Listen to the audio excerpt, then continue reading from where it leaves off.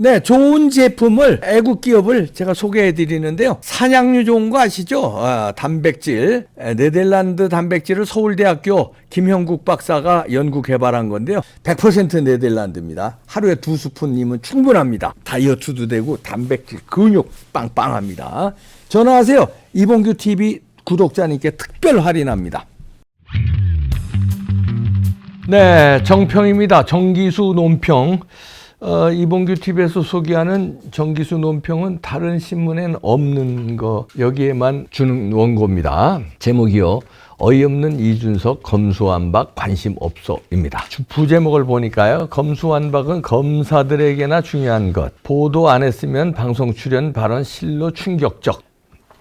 제 입장에서 그렇게 중요하게 안 봤거든요. 그냥 하고 싶은 대로 해라. 내가 수사 전문가도 아니고. 네, 일단 그대로 읽어드립니다. 이준석은 나라를 걱정하는 보수우파의 정권 탈환 방편으로 보수 정당 대표가 된 소위 청년 엘리트 정치인이었다. 그는 이 뜻을 간과하고 친보수 정당 국민들은 물론 중도, 진보, 좌파들까지 압도적 다수가 된 유망 청년 정치인에 대한 기대와 확신을 보내줘 36세 당시 마이너스 3선 대표가 됐다고 뻑이었다. 어처구니 없는 착각이고 오만이었다. 그때 그 지지를 철회하고 누구보다 매섭게 그를 비판하고 한심해하는 사람이 필자다. 같은 60대 언론인 출신인 전여옥 전 의원도 마찬가지인데 그녀는 이준석을 잘 알면서도 지지한 경우다. 이준석은 박근혜 정부 시절 한 방송에 전여옥과 함께 출연했을 때 그녀에 관한 사회자의 질문에 배신자죠? 라고 답했었다. 대단히 무례하고 내로남불격인 태도다. 전여옥은 이런 이준석의 인간성에도 불구하고 정권 교체를 위해 그를 밀었다. 반면 필자 같은 사람들은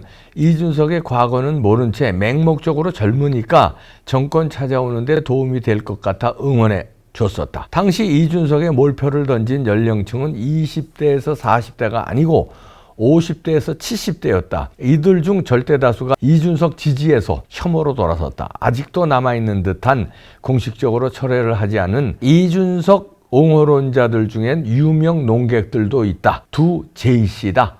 씨는 아마 정규재, 조갑재 선생이 아닌가 봅니다. 이어집니다. 20대에서 40대도 상당수가 이준석을 지금은 외면하고 있을 것이다. 아마도 40대가 가장 많이 이준석의 미련을 갖고 있지 않을까 한다. 그들은 이준석 개인보다는 그의 위치와 존재가 보수우파에 갖는 의미, 가치가 여전히 높기 때문이라고 지지 철회 보류 이유를 대고 있다. SNS에서 필자가 접하는 강호 농객 중 이준석의 실체를 가장 늦게 깨달은 30대 박사 후보자가 올린 이준석의 발언이 충격적이다. 2023년 2월 21일 김태현의 정치쇼에서의 대담이다. 김태현, 당시 이준석 대표도 대통령하고 코드를 맞추기는 했어요. 검수완박 때. 이준석, 별로 제 입장에서는 검사들이나 중요하게 생각하지 제 입장에서 검수완박 그렇게 중요하게 안 봤거든요. 그냥 하고 싶은 대로 해라. 내가 수사 전문가도 아니고. 놀랍지 않은가? 문재인과 이명박에게 겨눠질 검찰 수사의 칼날을 아예 없애버리기 위해 저지른 폭고, 입법 쿠데타를 검사들에게나 중요한 문제라니. 그는 무식하다. 생각이 없다. 학력,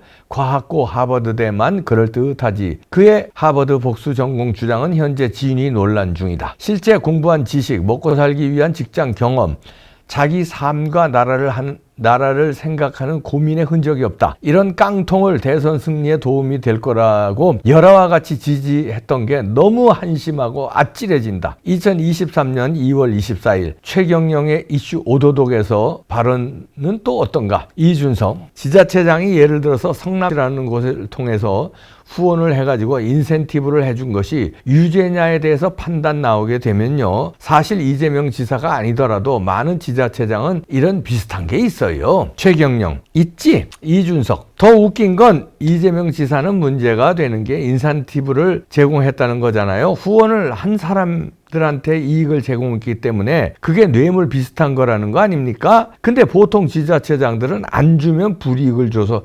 해결해요. 최경영 하하하하.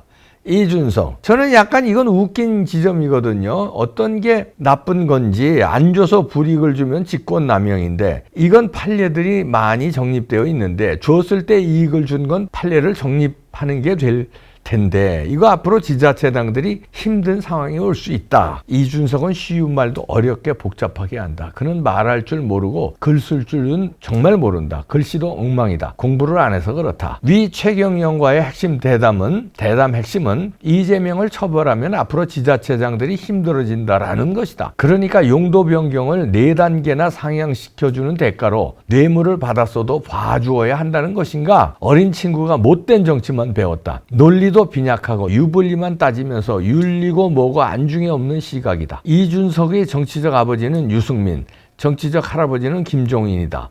두 사람 다 정치 공학에만 밝은 정치 거간꾼들이다. 내부 총질한 최고 선수들이고 검수완박이나 이재명의 제3자 뇌물수수, 지방 권력 사유화는 집권당 대표가 그 심각성에 분노하며 야당을 질타하고 대책을 고민해야 하는 사안들이다. 그는 그럴 시간에 만화나 보고 게임이나 하며 김남국처럼 코인 투자에 열중했을 것이다. 이준석은 자기 입으로 가상화폐 투자로 선거 한 서너 번 치를 돈을 벌었다고 말한 바 있다. 노원구 선거 법정 한도액은 2억이 좀 못 된다. 그는 돈 세탁 목적의 사기 투전판에서 최소한 6억을 남겼다고 자랑한 것이다. 그의 성접대는 그의 무식과 가벼움에 비하면 매우 가벼운 문제다. 사람들은 친윤석열 세력이 과거에 일어난 사건을 들추어내 그를 집권 여당 대표직에서 쫓아냈다고 생각한다. 이준석을 모르는 소치다. 그는 보수정당 대표로서의 정체성과 실력, 인격, 인간성, 윤리의식 모든 면에서 문제가 너무 축출된 것이다. 이렇게 자유기고가 정기수 씨가 원고를 주셨는데요. 고백을 했네요. 정기수 선생도 나도 이준석을 지지했었는데 지금 생각하니 한심하고 아찔하다. 자기 반성을 했는데 훌륭합니다. 자기가 실수한 거 반성하는 모습 이게 훌륭하거든요. 보통 사람들은 우깁니다. 자기 합리화를 해요. 자기가 한번 지지했으니까 그거 합리화하다가 결국은 늪에 빠지는데 정기수 선생 이준석 지지한 게 한심하고 그렇죠. 지금 생각하니까 한심하죠. 아찔하다. 지금 생각하니까 이준석이가 지금 중도에 이렇게 본전이 드러났으니까 그러지 안 드러나고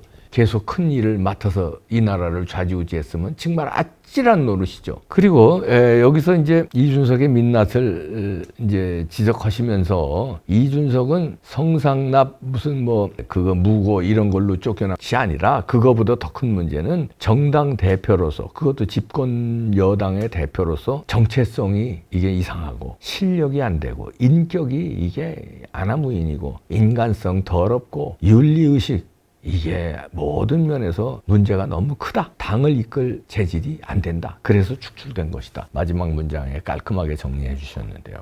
이준석은 제가 한 4년간 같이 방송을 했어요. 강적들이라는 프로에서. 그때 제가 느낀 거는 이런 건 있습니다.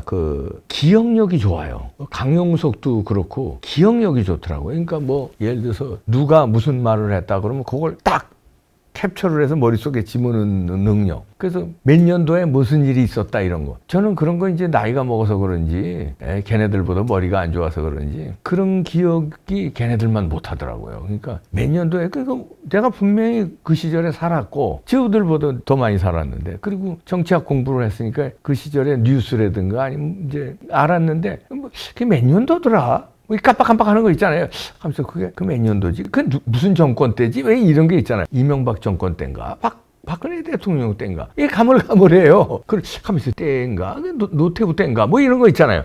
근데 걔들은 그 몇 년도 요거 아주 그 기억력이 탁월하더라고요. 그래서 역시 하버드대 나온 놈들은 다르구나. 둘 다 하버드잖아요. 강용석은 서울 법대 나와서 하버드에서 석사했고 준석이는 과학고등학교 나와서 하버드에서 학사했고 그래서 하버드대 출신들은 머리가 비상하구나 이런 건 있었습니다. 기억력 하여튼 탁탁탁 기억하는 건. 그런데 이준석이 판단력이 그때 제가 의심한 적이 많았어요. 방송하면서. 과학고 출신 맞나? 왜 하버드 나온 거 맞나? 이상한 판단을 하더라고요. 그래서 왜냐 분명히 우파라면서 좌파 농객이 헐법한 논리를 하지 않나. 근데 그건 그렇다 치고 그거는 중도 우파라면 그럴 수 있다. 이해해도 도저히 자기 말에 앞뒤가 안 맞는 말을 또 하더라고요. 그래서 논리가 왜 이러지? 기억력은 좋은데 논리가 좀 부족하다. 그때 제가 이해한 거는 그래 뭐 경험이 미천하잖아. 하버드에 나와서 26살 때 박근혜 대통령한테 픽업 돼가지고 지금 무슨 비대위원인지 무슨 최고위원인지 하면서 완장차고 해가지고 뭐 직장 생활을 해봤어. 지가 무슨 뭐 이런 노력해서 스포츠 선수를 해봤어. 뭐 메달을 따봤어. 아니면 뭐 장사를 열심히 해서 뭐 하다못해 중국집이라도 열심히 해서 뭐 돈을 벌어봤어. 사회 경험이 일천하잖아요. 그래서 세상사를 모르니까 뭐 저럴 수 있겠다. 그게 제가 이해를 했어요. 그리고 제가 이제 코치도 많이 해줬습니다. 그 중에서 이제 결정적인 코치는 제가 이거예요. 왜냐면 인생을 집어도 많이 살고 자 아버지하고 저하고 동갑이에요. 준석이 아버지가 58개띠입니다. 그래서 자식 갖고 그래가지고 야, 너 방송으로 인생 승부 걸 거냐? 너 정치할 거냐? 제가 단도직입적으로 물어봤어요. 그랬더니 봉규쌤 전 정치할 거예요. 아주 그것도 가볍게 얘기를 해요. 정치라는 게 그게 가벼운 게 아니거든요. 그리고 자기 인생의 정치를 목표로 둔다는 거는 그거 가벼운 게 아니에요. 아니 인생의 어떤 목표는 정치 아니라 다른 것도 가벼운 게 아니에요. 예를 들어 내가 전 영화 감독 할 거예요. 인생의 목표는. 이것도 가볍게 얘기하면 안 되고 자기 인생을 거는 건데 그렇지 않아요? 아니면 전 사업을 할 거예요. 돈 벌 거예요. 그것도 가벼운 얘기가 아니거든요. 왜냐면 인생에 가는 길이 여러 갈래 길이 있는데 그중에 내가 이 길을 선택한다는 거 아니에요? 그건 굉장히 중요하고 엄청난 선택인데 전 정치할 거예요. 아주 가볍게 얘기하더라고요. 그래서 그래도 그래 너 정치하려면 제가 그때 진중한 코치를 해줬습니다. 너 정치할 거면 강적들 같은 2%만 나오고 나머지 시시껄렁한 프로는 나가지 말아라. 왜냐하면 얘가 너무나 많은데 깔짝깔짝대면서 나가더라고요. 뭐 하다못해 게임하는 프로 있어요. 지니어스라는 연예인들 뭐 이런 애들하고 찍고 까불면서 뭐 야릇한 게임하는 거 있어요. 그런 것도 나가고 별데 다 나가요. 그래서 야 너무 가벼워진다. 네가 정치의 승부를 걸려면 그런 데 나가지 마. 강적은 이제 정치 이슈, 시사 이슈로 묵직하게 하는 거니까 강적들은 괜찮다. 이거 말고 나머지 자잘한 프로는 너 정리해라. 그랬더니 얘가 이해를 못 하더라고요. 마치 자기는 여러 군데 나가는데 나는 이봉규는 그때 저는 강적들하고 이봉규의 정치 옥타곤, 이봉규 황금펀치 딱 3개만 했어요. 그러니까 봉규쌤 뭐 3개만 하니까 자기는 뭐 7, 8개 하고 그러니까 내가 부러워서 그렇겠지. 이렇게 생각했을지 몰라요. 근데 난 그때까지만 해도 진짜 준석이를 위해서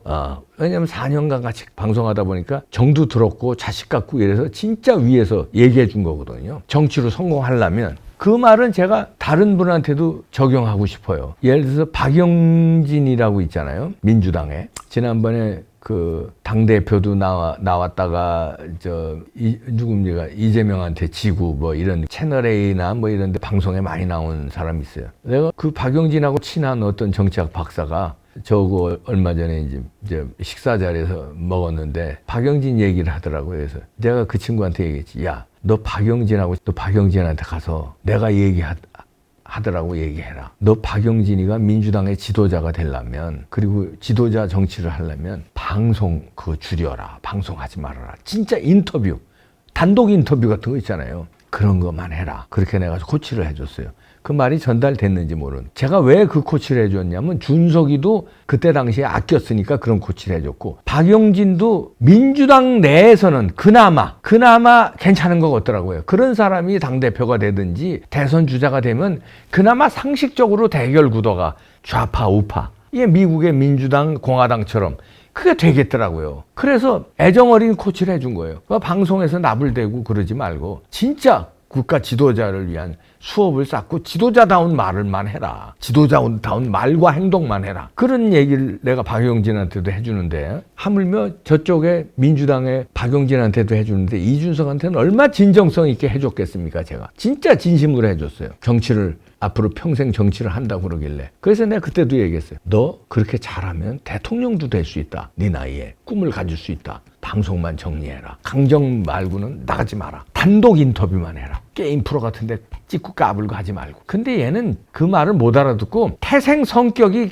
가벼워서 정치하고 안 맞는 놈이었어요. 그러니까 그 말도 못 알아듣고 그렇게 할 놈도 아니야. 워낙 가벼워서 이걸 좋아해요. 터는 거를. 그래서 이 방송에 나가서 털고 이 방송에 연예인들이랑 게임하는 거 하고 재밌어하고. 그래야 걔는 방송을 했어야 돼. 지금도 늦지 않는다. 내가 그래도 예정이 있어서 이준석하고 결정적으로 갈라선 거는요. 부정선거예요. 부정선거를 단호하게 부정선거 없다고 그러고 부정선거 주장하는 사람 음모론자다. 결별해야 된다고 준서이가 맨날 떠들었어요. 그래서 네가 결별하자면 나도 결별한다. 그래서 부정선거 때문에 완전히 결별했는데 그 다음에 하는 싸가지 보니까 안 되겠더라고 얘는. 그런데 그릇이 아니에요. 여기 정기수 논평에서도 정평에서도 딱 지적했네요. 성상납보다 성접대 받은 것보다 더 큰 문제는 이준석의 정체성, 실력, 인격, 인간성, 윤리의식 모든 면에서 지도자 그릇이 아니고 정치할 그릇이 아니다. 딱 방송하면 돼. 준석아, 지금도 내가 예정을 생각해서 아끼니까 얘기한다. 정치 집어치우고 방송해, 방송. 그래서 이 방송 저 방송 나가서 막 떠들는 거 해. 게임도 하고 예능 프로도 나가고. 그거 하면 넌 성공해. 뭐 유재석 같이 성공하는 것도 얼마나 의미 있고 재밌는 인생이냐. 재밌게 살아, 준석아. 마지막 애정을 보이는 거다 내가. 못 알아듣겠지 또. 에이.